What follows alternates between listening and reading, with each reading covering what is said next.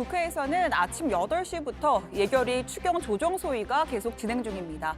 내일 본회의에서 처리할 7조 8천억 원 규모의 4차 추경안 심사가 한창인데요.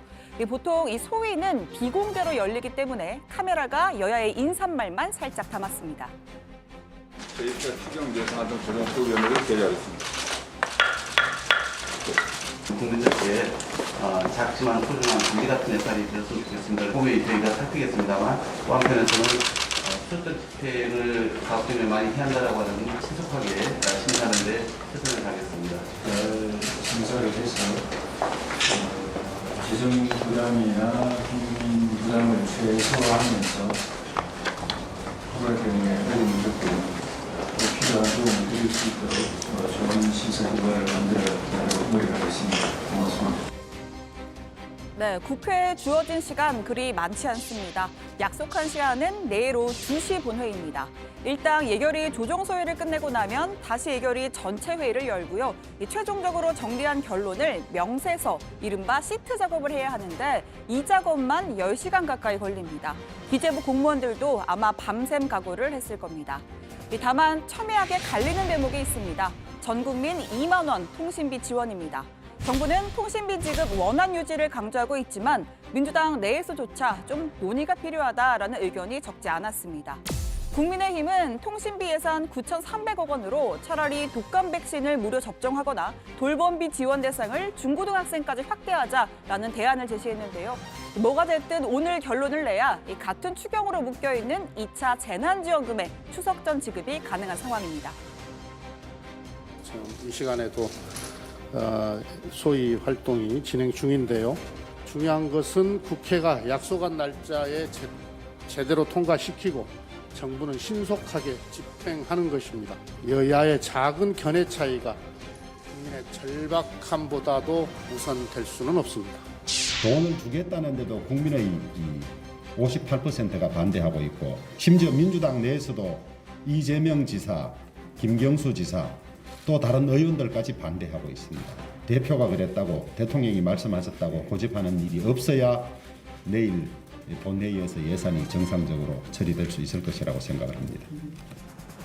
아직까지 예결위 소위장에서 결론이 났다라는 소식은 아직입니다. 이 관련해서는 속보가 들어오는 대로 전해드리도록 하겠습니다. 자, 이어서 국내 코로나19 현황입니다. 신규 확진자는 70명이 늘었습니다. 이틀 연속 두 자릿수고요. 국내 지역 감염은 55명, 이 중 서울과 경기, 인천 합이 40명으로 지난달 13일 이후 처음으로 수도권 지역 신규 확진자가 50명 미만으로 떨어졌습니다. 주말 검사량 감소에 따른 영향도 있겠으나 수도권은 일평균 254명에서 지난 한 주는 84명으로 감소하였고 비수도권은 일평균 77명에서 지난 한 주는 24명 수준으로 감소하였습니다. 다만 아직 안심은 금물입니다. 지난 2주간 감염 경로를 알 수 없는 환자의 비율은 26.9%에 달했고요. 방역망 내 관리 비율도 80% 밑으로 떨어진 상태입니다. 아무리 죄어도 느슨해질 수밖에 없는 추석 연휴도 위험 요인으로 꼽히죠.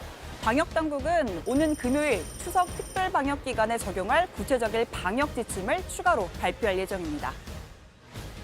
정부는 어제 수도권 외 지역에 대해서도 수도권과 동일하게 9월 27일까지 현재의 2단계 거리두기 조치 연장을 발표하였습니다.